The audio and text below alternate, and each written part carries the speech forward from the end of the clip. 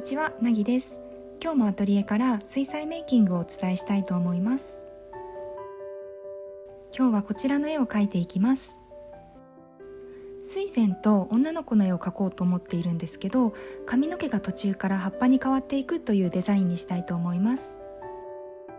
これは思いついた元ネタがあって、元ネタというかモチーフなんですけど、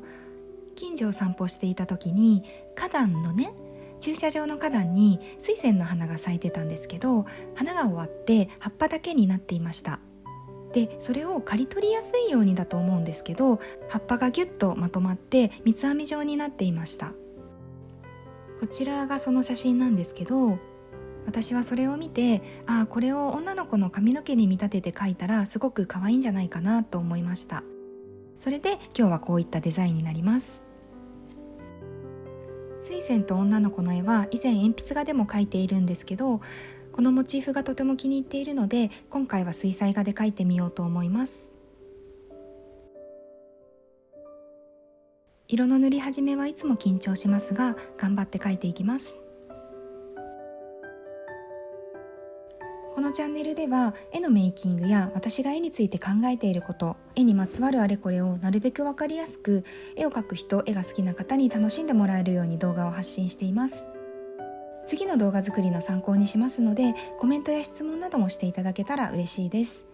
高評価やチャンネル登録していただけるととても励みになります。まずは背景から塗っていきます。使っている絵の具を詳しく紹介してほしいというご意見をいただいたので、絵の具の紹介をしていきたいと思います。緑はウィンザー&ニュートンプロフェッショナルのパーマネントサップグリーンを使います。こちらは鮮やかすぎない緑なんですね。同じ緑の中でもちょっと自然の緑に近いというか、そういう感じがするので私は好きでよく使っています。青みで使っているのは同じウィンザー&ニュートンのフレンチウルトラマリンという色で、緑と混ぜることで綺麗な深緑ができます。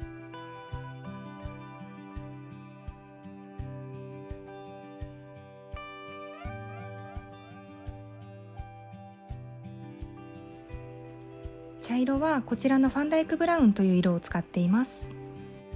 これはすごく暗い茶色になるので、緑と合わせて影の部分に使ったり、人物の目元とか髪の毛の際とか部分的に強く濃くしたいところに使ったりします。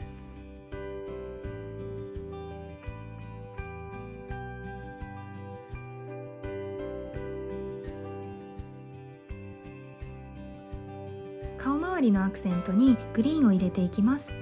使っている絵の具はウィンザー&ニュートンのウィンザーグリーンブルーシェードという色になります。こちらはすごく鮮やかで綺麗な緑なので、あまり他の色と混色せずに単色でアクセントの色を出したい時によく使ったりしています。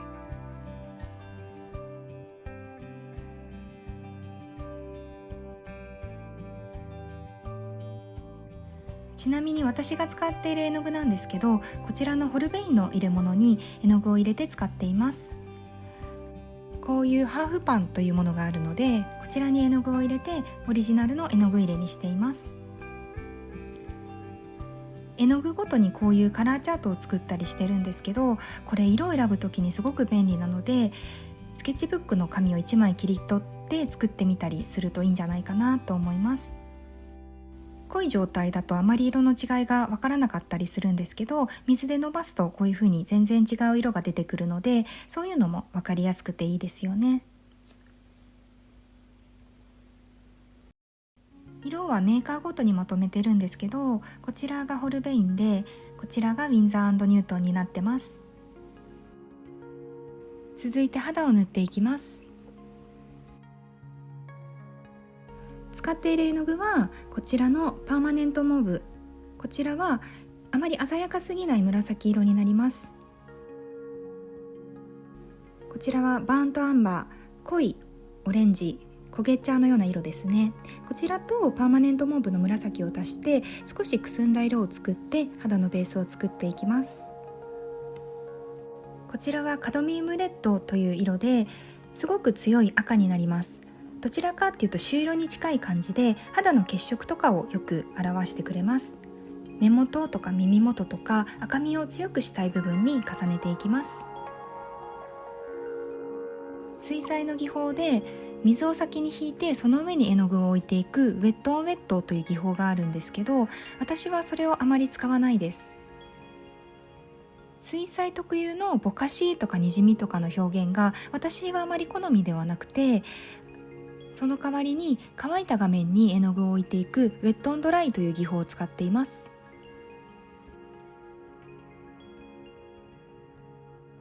ウェットオンドライはボタニカルアートを描く方もよく使うんですけど、水をあまり使わないのでぼかしとかにじみとか水彩らしいふわっとした雰囲気は出ないんですけど、その代わり色がしっかり乗るんですよね。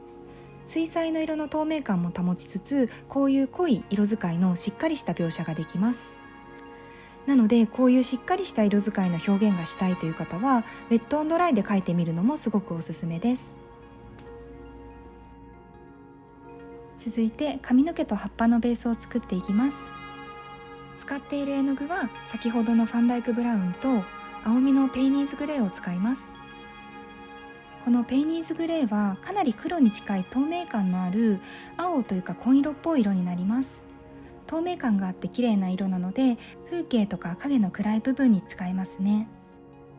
黄色のイエローオーカーも使っていきます。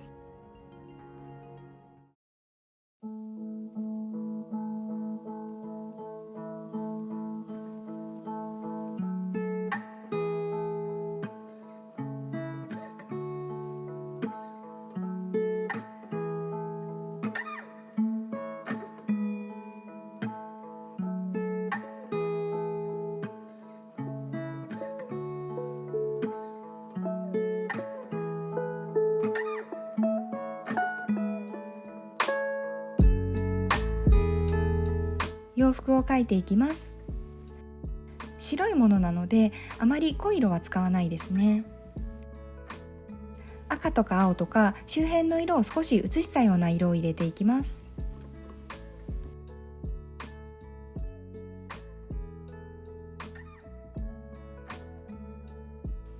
今回の絵はミシャのこちらの絵を参考にしています。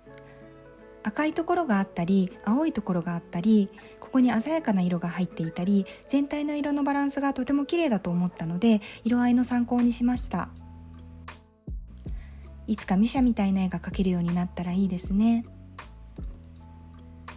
ミシャは昔から好きな画家なんですけど、ミシャといえば華やかな女性のポスターのイラストレーションが有名なんですけど、スラブ女子誌というミシャが20年近くかけて制作した絵画の連作があるんですね。私はそれがとても好きです。5年くらい前に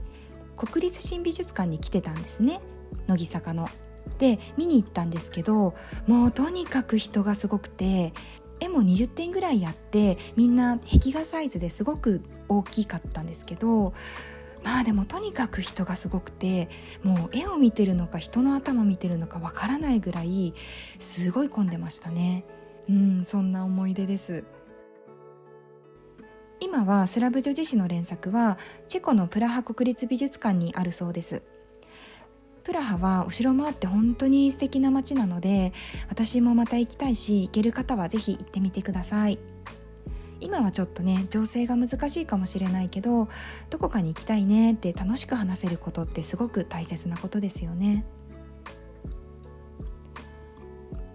東京の上野とか日本の美術館ってなんであんなに混むんですかね。めちゃくちゃ混みますよね。なんかああいういっぱい宣伝してる大きな美術館ももちろんいいと思うんですけど、もっと小さいギャラリーとか地方の美術館とか常設展とかいい作品ってたくさんあると思うんですよ。なのでもっといろんなアートを見れるところに人が足を運んでくれるといいなって私は思ってますね。水仙の花を描いていきます。絵の具は青みのウィンザーグリーンブルーシェード、こちらは黄色と混ぜて薄い花びらの部分に使います。ベースとなる色は黄色のウィンザーイエロー、グリーンゴールドという色も使います。こちらは結構濃いと鈍い色なんですけど、伸ばすと結構強い黄色が出るのでイエローだけだと弱い部分に使ったりしています。真ん中のラッパみたいな形をしたところに暗い色を置きたいので、ファンダイクブラウンも使っていきます。黄色をベースにして色が均一にならないように緑を使ったり茶色を混ぜた色を使ったりして描いていきます。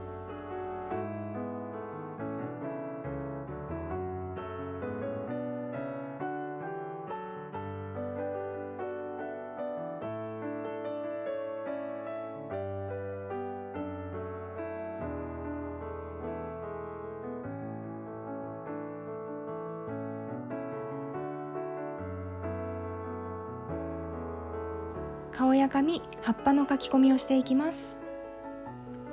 葉っぱと葉っぱの重なる部分に青みを入れて少しずつ濃くしていきます。ここでのポイントは影の部分でも先ほどから使っているウィンザーグリーンのような鮮やかな色を使うことですね。影の色を濃くしていくとどんどん色が濁って汚くなってしまいがちなんですけど、そうならないようになるべく彩度の高い色を使って綺麗に見えるように工夫しています。色味も青みがかった部分と黄色を多く混ぜた部分を意識して塗り分けています。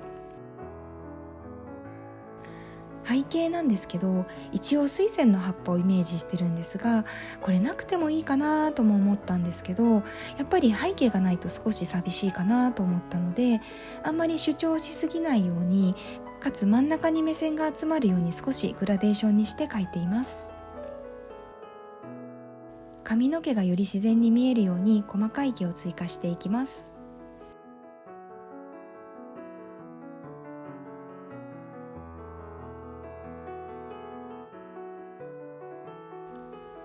さらに細かい部分を描き足したり色をのせていって完成です。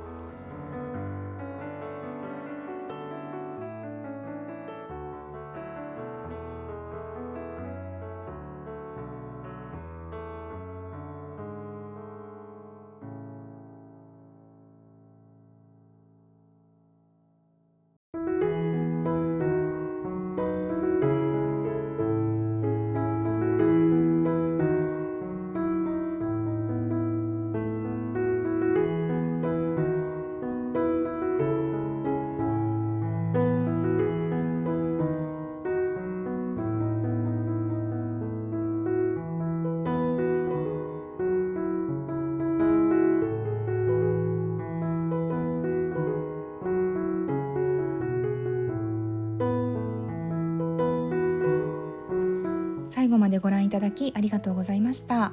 また次の動画でお会いしましょう。